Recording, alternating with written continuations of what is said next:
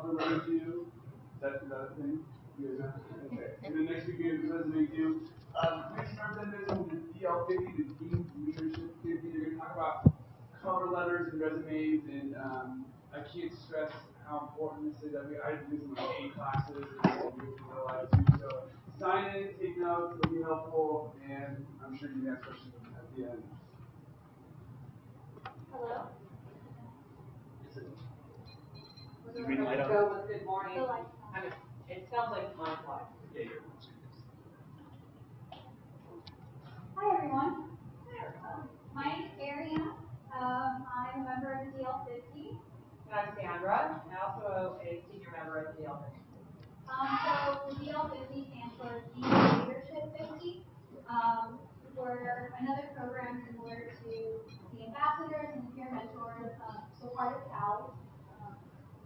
And DL50 is more for developing leadership skills and entrepreneurship. And so we do a lot with developing professional skills, so resumes and interviews, skills. So I know I've done a lot for these. This is my second year. Well, it's the second year of the program. Yeah. So yes, both of us are in the second year. And those leadership skills include a lot of public speaking. So it's our opportunity to learn as well as yours. And our focus today is on cover letters and resumes. Basically, it's a workshop for your future career because how you sell yourself helps how you get a job. So we have technology. Don't, we're driving. So basically, this is resume 101. You know, the what and why. So, what is a resume? Why do you need it? It's your marketing tool. It's the first thing that employers are going to see, and it's going to show your strengths, why you're qualified for the job, and just your opportunity to introduce yourself. And the ultimate goal of a resume is to get an interview. Okay, let's see if we've got this now.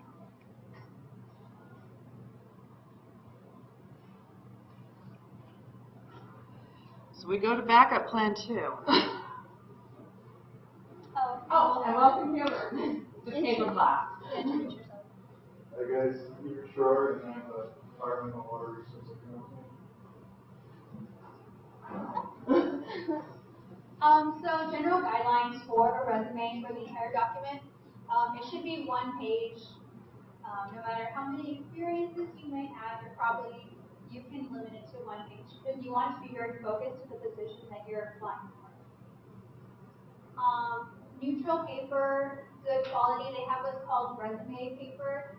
Kind of expensive, but it does give you a leg up among other applicants.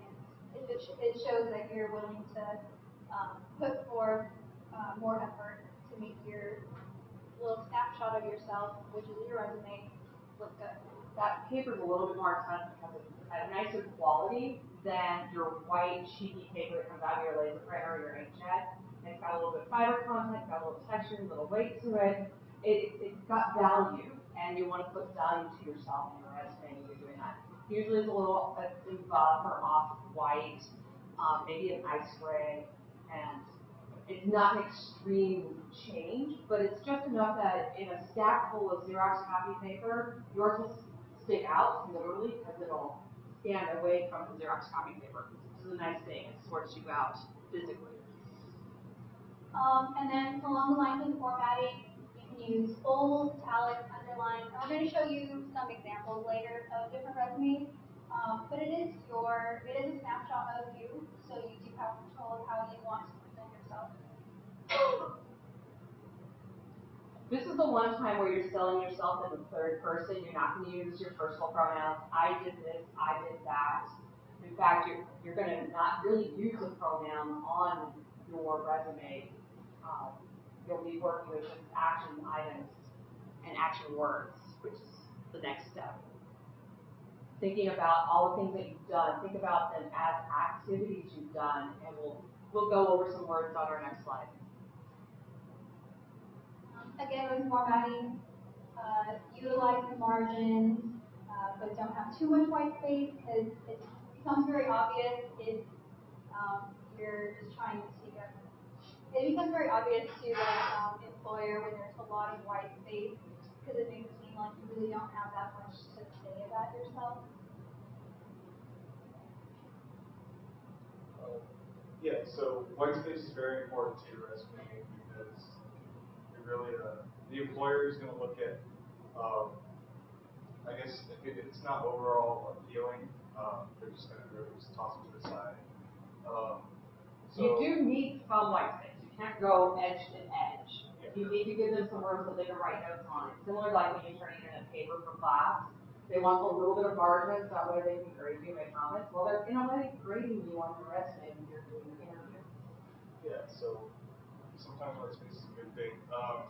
But most of all, be consistent with your format because you're going to want to use bullets and stuff, but you don't want to have bullets with circles and square bullets and arrows pointing at you. Stay consistent with the format.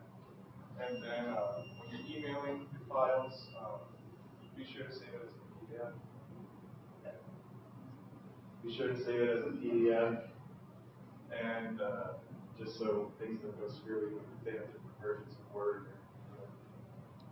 Okay. Okay, so the content overview of your resume is your contact information. You want to make sure that that's good so that they can contact you. You want your email, your phone number, your address. I even put, for the cover letter, you're going to want to put the best time to contact you. Then you're going to want your objective and some of your qualifications. Those can be a little interchangeable. You're going to obviously put your education. By now you're in college, so don't have anything from high school on there. You're going to put your experience and relevant projects. You want to put that in reverse chronological order, and put your volunteer experience, anything that's really relevant, and you want to put your honors and awards. And it's key on that reverse chronological order is you want to showcase the newest thing that you've done, and then support it with other things, showing that you've grown by taking on more responsibilities or expanding your knowledge base. So think of it as almost a pyramid situation where your focal point and then everything underneath it supports that peak point. So about your contact information, you want to make certain it's the easiest way to get a hold of you. If you're never home, don't use your home phone number, use your cell phone. But at the same time, make certain the outgoing message on your cell phone is a professional sounding one versus, hey, this is Buddy, and we're going to be available for party calls at such time. You really want to just say, hey, this is Sandra Childress. I'm not available. Put in your name, your phone number, at that time for me to return the call, and I'll call you back as soon as possible. You are presenting yourself in as professional light as possible, so that way they know they're getting somebody who's focused on doing a job rather than, something to just fill a resume. Same goes for email. Use probably the most professional email you have is your Arizona.edu email. So I would use that on your resume. If not, go to Google for Gmail or Hotmail and make certain you take advantage of your first name and your last name. Some sort of combination, first initial, last name, are pretty traditional. If you've got John Smith as a common name, use your middle initial in there as well, or use your first two initials and your last name. If you do whatever you can to avoid adding a number to the end of it to be like 15,000 John Smith at hotmail.com. Oh, and yeah, be prepared for unexpected phone numbers to show up on your phone. I know most of us tend to ignore those odd phone numbers, but if you know you've put a resume out and you're expecting calls, you may want to just go ahead and answer the phone rather than letting it roll the voicemail to screen it, because showing, as long as you're in a place where you're on your cell, you can be heard. If you're in a noisy street corner, don't let it go to voicemail. Wait till you're someplace quiet where you can return that phone call. Because you don't know what phone number they're going to call you back from. Because in this digital world of virtual offices, I live in Tucson myself and gave a cell phone number. So, you know, and if I'm applying for a job in Kentucky, I'm not sure exactly what area code might be calling me back because of the overlays. So the objective, it is optional. You do want to have an objective, even if not explicit, you want to have it in your mind as you're doing your resume because it acts as your thesis. Like I mentioned before, your resume is going to be one page and it's going to be very specific to the position you're applying for. And so having an objective written might just help you to keep yourself targeted toward that position. And I know for some positions, on the description it'll give the job title, so that might be, and the objective might be where you want to mention the job title. There might be a requisition number. The company has like 12 research clerks that they're hiring for. They might be research clerk job rec number 1 or number 15. That helps narrow it down because job number 15 might be in Hawaii and job number 1 is in Alaska. It might make a difference where you want to be considered for work.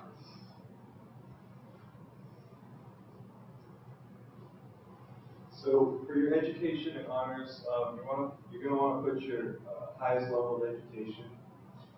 So college, and you're going to want to put your expected graduation date. If you haven't graduated yet, so expected May 2015. You're going to want to also include any specialized training or certifications that you have. CPR training is useful. You got an IT certificate of some sort. Anything that you find relevant to your job, you're going to want to include. So you're going to want to put your GPA is 3.5 or higher. I've also heard that 3.0 or better works, but stick to 3.5 especially. And highlight relevant coursework. If you did a research paper about something relevant to the job, you're going to want to include that. And you see your capstones or thesis also include.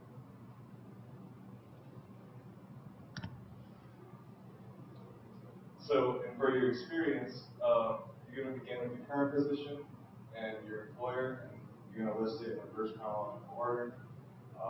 Put down any achievements you've done, any special recognition. You're also going to put down any specific duties that help with the job that you're applying for. Use action verbs, it's very important. And you're going to want to quantify your work if possible. So you're going to say, hey, I took care of 50, as a student manager, I took care of 50 student employees that were under my direct supervision. That's why I'm qualified to be manager of this. I managed a budget of $10,000 for the year for expenditures and income. Basically, anywhere you can drop a number in, especially if it's got some size to it. You know, if you had a budget of $100 that you're managing, maybe not so. I managed a budget for a project would be acceptable. You're trying to show that you are responsible as well as accountable with these things. And so our next slide are some of the many keywords that you can utilize. We took advantage of the Career Services booklet that you can pop up there and get, which has a bunch of sample resumes, and this list of words comes from there. So, you know, you're performing, you can plan, you generated reports on a weekly basis. We integrated, you know, processes and procedures over the course of 6 weeks during my internship. Lots of different keywords, and they're all action-driven, they're all verbs. And when you're writing experiences and you're using these verbs, you want to use past tense. So utilized, validated, produced, presented. Even if you're currently doing, like if you're talking about a job that you currently have, it's just nice to be consistent, and it's a snapshot of everything you've done to that point, so it isn't in past. So community service and involvement. You can talk about different volunteer experiences that you've had, extracurricular activities. So if you're involved in clubs on campus, different organizations on campus. Even related clubs off campus, if they involve leadership or community service, where you're doing projects and leading there as well, those are acceptable to include. Anything with a national organization behind it as well, it adds to a little more credibility versus, say, the Harry Potter Club Quidditch team. I know we have one. I know they're in the sports club organization, but if it's hard to somehow group that into, say, a job doing animal care in a research lab. And then with clubs, if you have, if you're an officer in a club, that looks really good. So if you're president of something, that shows leadership. And then I know for me, I haven't had a lot of paid jobs, but I'm really involved in school and volunteer services. So I know on my resume, I just have it listed all under experience. So if you haven't had a lot of actual work experience, your involvement is your experience, especially if it's related to the field you're going into. So like for me, I want to go into the medical field, and I have a lot of volunteer experience in a hospital, so that's very valid, and it does count as experience, even if I wasn't paid. Sports are an unusual category to include. Focus on whether or not you're a state or a national ranked athlete, because being a student athlete has a little bit of weight to it, because you may not have time to do the volunteer work because you're in training. I'm currently the national indoor champion, and I'm All-American for collegiate archery. So I would be including that because it's an All-American ranking. And that would be under my clubs, organizations, extracurricular, and sports section. It's at the very bottom of my resume. Sometimes it falls off based on what I need to incorporate. But it's there, and I can use it when needed. Yeah, so if you're an officer in a club or you're a captain of a sports team, involve in sports into the resume, because sometimes employers like seeing that you're able to work in a team, and sports are a great way to show that you can do that. Would it be bad to put like if you're like a captain on like a high school sport, or would you just still focus on? As a freshman, and it was your senior year you were captain, and your team was successful, I could see incorporating that. But after your freshman year, you've got 2 years of college experience. Let's utilize that, because employers unconsciously age you based on when you have high school stuff. So in my case, I'm trying not to look as old as I am, so I definitely don't include my high school stuff, even though I'm I'm graduating this May with my bachelor's, and it's taken me a while, longer than most people alive. But yeah, so you want to make certain that either you're not making yourself look younger than you are or older than you are by incorporating that high school information. So if you're wanting to come across as more mature and the like, I would leave that off and work on your high school association related to your sports. Yeah, and it also really depends on what else you have as your volunteer or extracurricular activities. If you don't have that much, you're going to want to put in as much as you can, I guess. So yeah, but I'd stop at your senior year. Because if you did something in high school that is very relevant to the position that you're trying to get, and that's the best you have, definitely include it. But for most things, you want to stick to college level.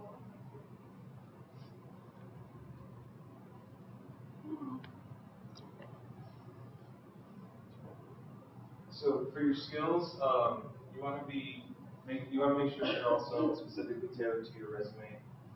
Any technical skills, saying your HTML, any kind of software, any lab work that you've done. If you're bilingual, trilingual, be sure to add in that you know the languages and that you can that you're fluent in it, that you can speak in it, and that you can also write.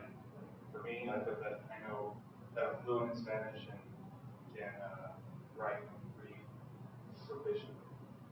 whereas I wouldn't, even with 2 semesters.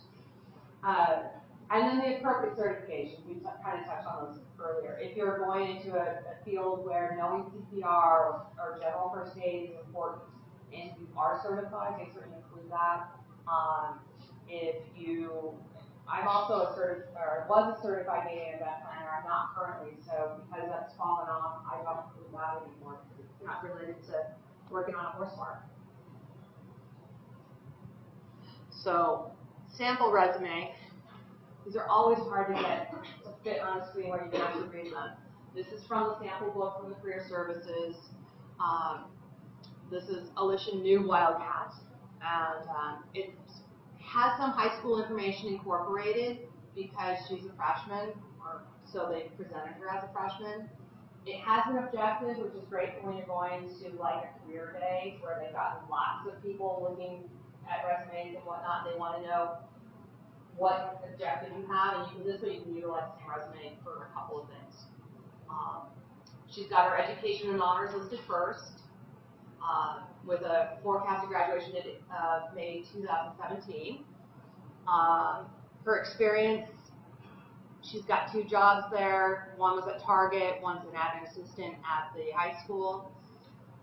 She's got her community service, and then her skills with computers, languages, and just kind of a general summary of her professional skills in customer service, communication, teamwork, and writing, which in some jobs administrative people want.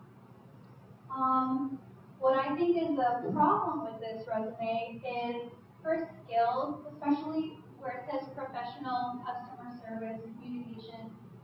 I think that if you can incorporate those implicitly when listing your experiences, that'd be better than, because it should become obvious when you're listing your skills or when you're listing your experience that you have teamwork experience, that you are good at communication. So I don't really think that she should have put the professional skills. I know I followed this format when I was first doing resumes, and somebody told me it should be obvious just looking at your experience. The other problem with this one is there's a lot of white space.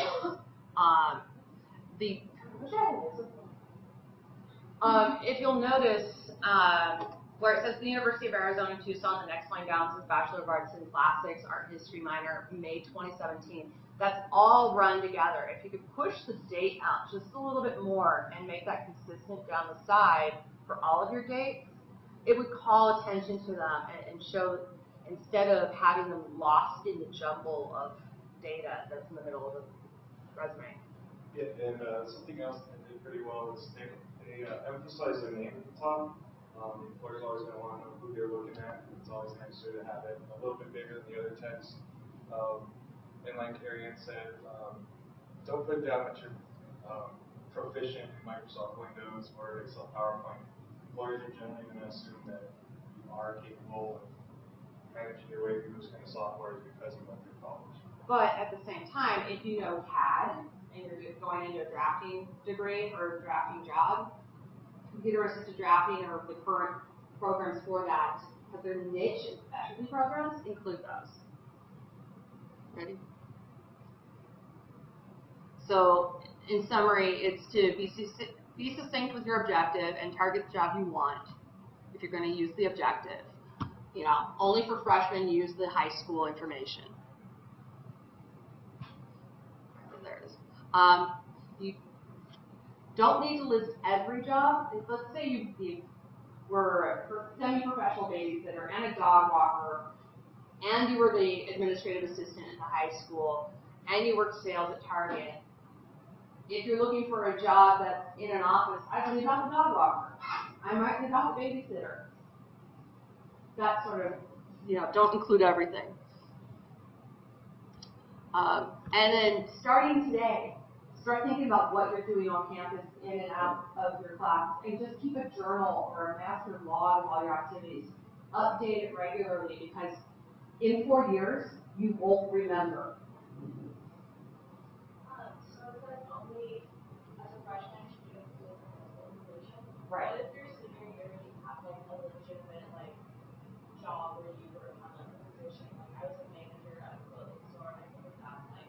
And if you're in retail, if you're going in retail fashion or a position that's going to have managerial needs, today as a freshman, yes, I would include it. Maybe as a sophomore, if you still have that position, or that position lasted more than just your high school year and high school or senior summer. The longer you've had it, if it's a job you still have, okay. If you go back to it, Christmas break or summer break, make certain you do include it. But note that it was during breaks. Right. It gets a little tricky because I have positions where I go back every 2, I take a year off, go back in 2 years. And it's really hard at that point, and that's when you really want to sit down and work with somebody who's in the field that you're going towards, see how you can clean that up and make it look more consistent rather than hopscotch or patchwork. So yeah, there's stuff that I've done that I've forgotten about, and somebody says, hey, don't you remember you were the lead on such and such project? You want to make certain you've captured that, so just kind of keep a running log. And then last, on your skills, make certain you keep them up to date as you become proficient with other items. So another sample resume, a little bit stronger on the bullets, but a little heavy on the bullets. Recommendation, industry-wide, pretty much just like 3 to 5.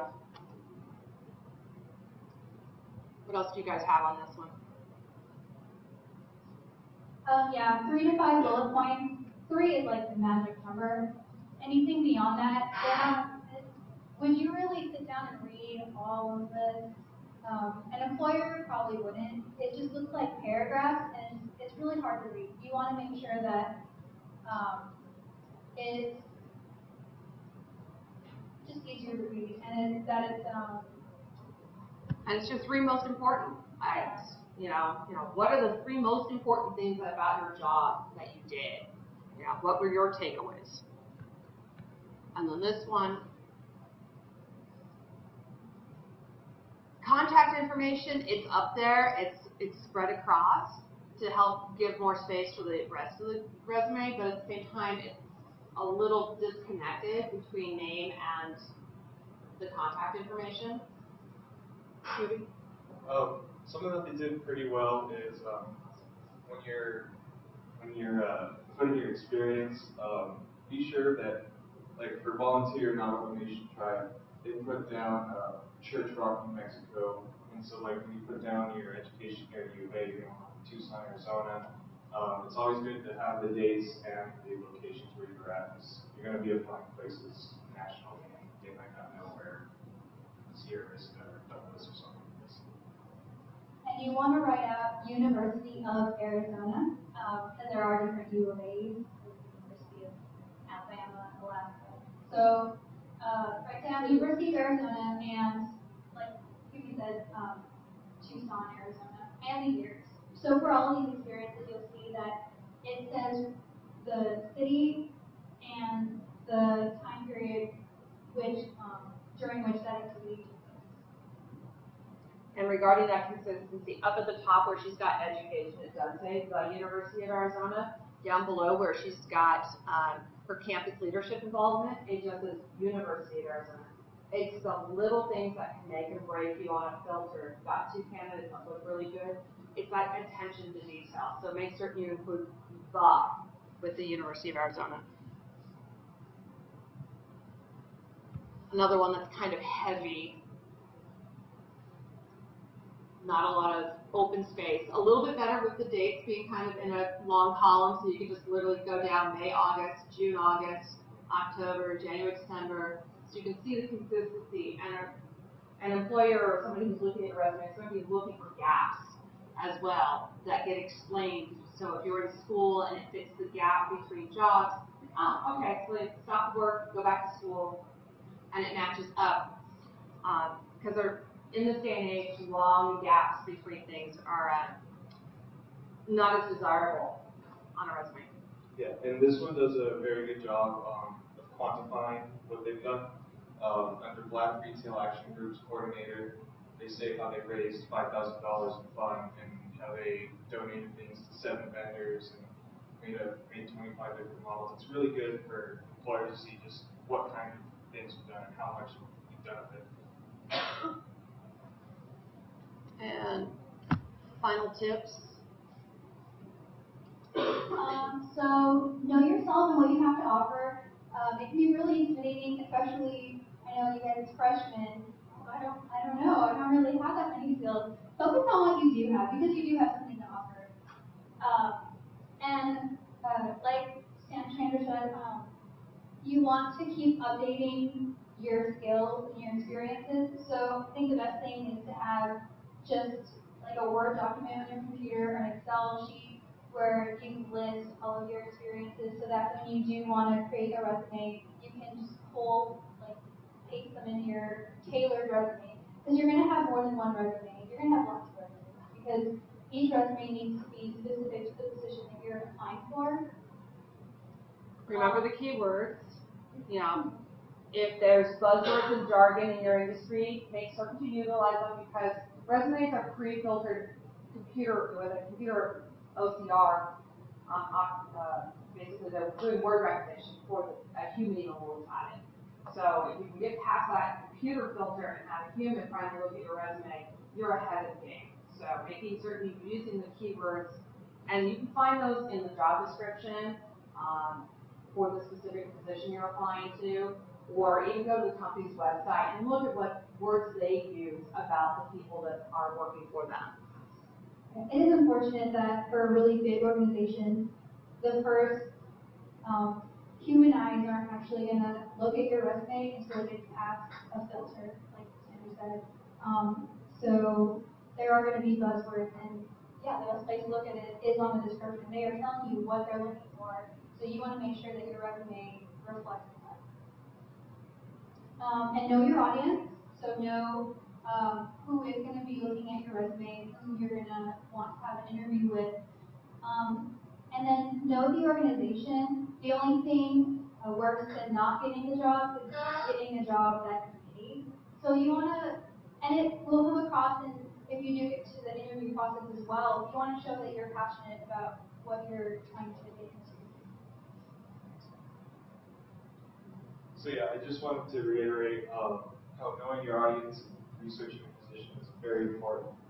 Eventually, when you do get an interview, whether it be for the company you applied to or somewhere similar in the industry, you're going to want to know that background knowledge of other competitors or the actual company itself. There's nothing worse than going to somewhere not knowing who you're talking to or what they've done.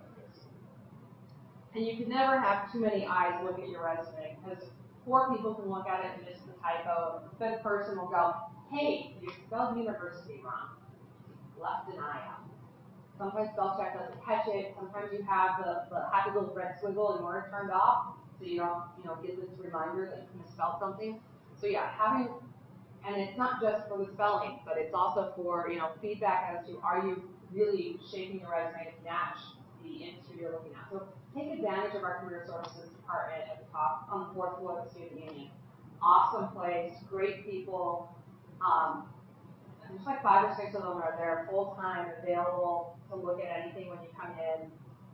And then talk to your faculty. Your faculty know your industry. They'll know, hey, you might want to leave out working at Target when you're looking at a farm or an ag business job. Or you might want to include the fact that you were a manager in retail because you're looking at fashion design. I'd also say that probably could put another bullet there for feedback is get feedback from your friends and coworkers because they know you a lot more than you think, and your coworkers will be able to tell you what you might have missed on your resume and what you could have done. Okay, cover letters. Heard you guys have one due like tonight. It's the purpose of really your initial point of contact before your resume in some cases. It's going to sit on top of your resume when you put it in the envelope. And it provides context for the person who opens the letter up because, they're applying for this job. And this is a little bit of a summary about what I'm about to look at on the resume. It's going to highlight your interest in the organization. I've been a fan, you're not going to say a fan. I have an interest in fashion design, and as such, I'm taking classes to get myself prepared for. It's also a way that they can see your business writing style. Because a resume is all in bullet points, and it's short and sweet, but the conversational tone that shows up in a business letter shows whether you're a professional conversationalist or casual, still using text message type phrasing, which you want to avoid. Yeah, so your resume shows what skills and experience you have, and your cover letter shows, I guess, you get to go a little more in depth into how you gain those skills and services.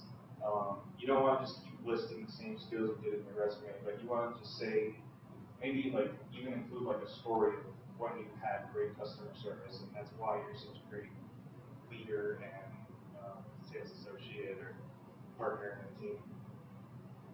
A really great metaphor that I've heard several times is that your resume is like Instagram, which is snapshot, whereas your cover letter is like Vine. So it is going to have a structure, it is going to have a beginning, middle, and end, and it is going to provide the context for this picture that you have underneath your cover letter of this resume.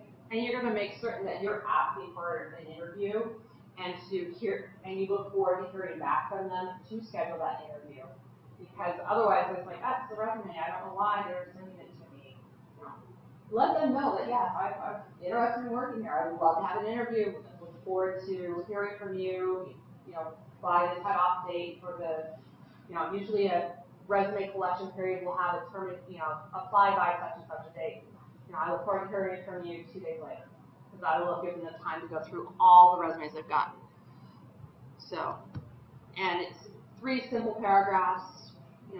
Think of your 3-paragraph essay that you've become very conditioned in writing. You're explaining your purpose and demonstrating how you're a match with your maybe a little vignette of previous experience.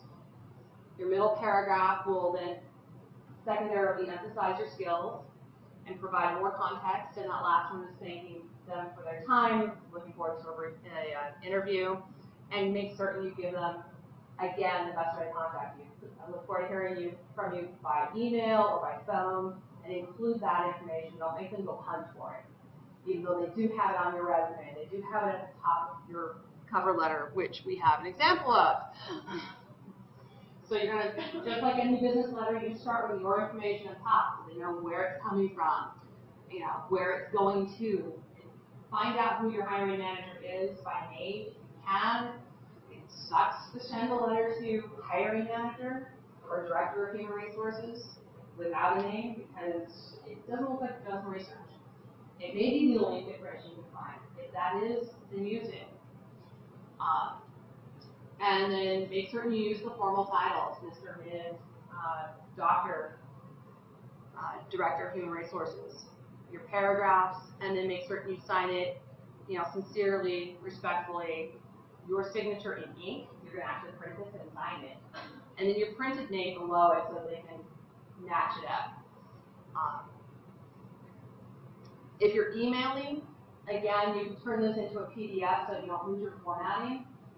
This is godsend because Word 2013 is not really compatible with Word 2009. On a Mac, things kind of shift a little, line wraps happen, it goes from 1 page to 2.5 pages. You want it to look the way you want it to look, so save everything in the PDF if you're going to be emailing.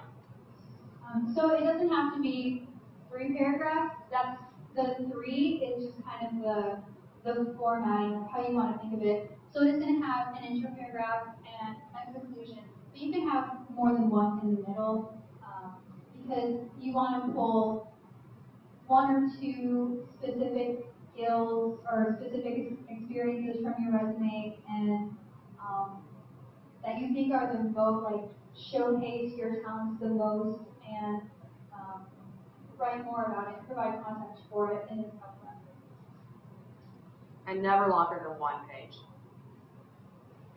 If you have to go to 2 pages, there's information in your cover letter that should be in your resume. Because you don't want to give everything away. It's kind of like a first date. You have a first date. But it is. Because the whole purpose of your cover letter and your resume is to get that interview. It's to spark their interest, to want to talk to you, to want to get even more context. of your experiences and to see why you are the best candidate for that position. And lastly, because we always hear about this, where do I put my references? On another piece of paper. Not a part of, not the bottom of your resume, not attached to your cover letter, but another piece of paper, and you don't need to present them until they're asked for. Yeah, and you're going to want to include people who will provide an in-depth scope of your work ethic, capabilities, and passion. And be sure to ask their permission before you submit your application with their references, because they might not be so high on you as you think they are. So just make sure you get their permission before you get their go, I guess. So if you are called to an interview, you don't, unless they request a reference sheet, you don't want to submit it. But you do want to have a copy when you go to the interview, just in case. And if they don't ask for it again, you don't want to hand it to them, because I've heard that sometimes employers don't really check up on your references until after you've been offered the position. So it's just another sheet of paper that they don't really need, and you don't want to give them anything that they don't want. And it's an expensive piece of paper, because what kind of paper is this going to be on? The resume paper as well, because you're going to look for that consistent presentation of yourself. So this is also on your resume paper, just like your cover letter, just like your resume. So that way you basically branded yourself with that nice off-white quality paper that stands out from everybody who's using Xerox paper. But if you don't have 3 sheets of that nice paper, you should use the white, because you want to be consistent. Yeah. And that was one more of our cover letter samples. This is an extremely short one. And again, this is from the career. All of these samples have been from the career services booklet that they've got. Is this the, oh, that's right, because we had moved that slide. This is a thank you letter. You got it? Yeah, so I know this presentation is more for pre-interview, but if you do get an interview, you want to make sure that within 48 hours you either send, or you can email. You could email it if you have an email address. Yeah, to the person who interviewed you, thanking you for the position, because it really makes you stand out and shows how much you really want the position. It can be the tiebreaker. Yeah. When they're looking at 2 candidates that have equal skills, equal knowledge, and everything, it's who wants it more? The person who sent the thank you letter, or the person who's assuming? So. And I believe that was our last slide. Any questions?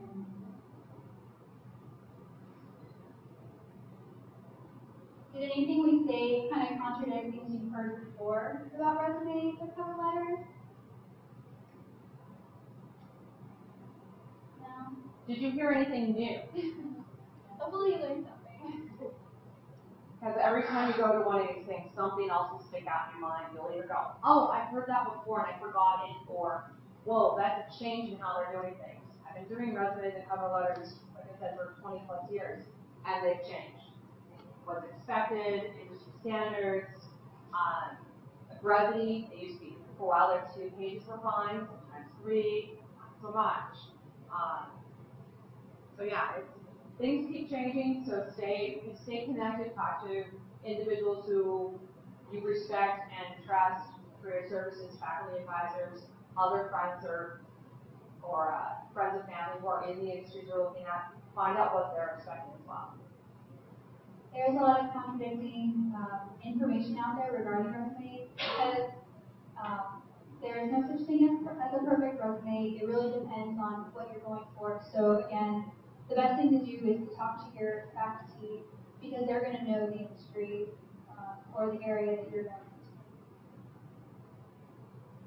Thank you all for being here. I know it's like almost lunchtime for some of us. And do you have anything else to add? If you guys are shy, you can stay and talk to us after, answer more questions. Cameron?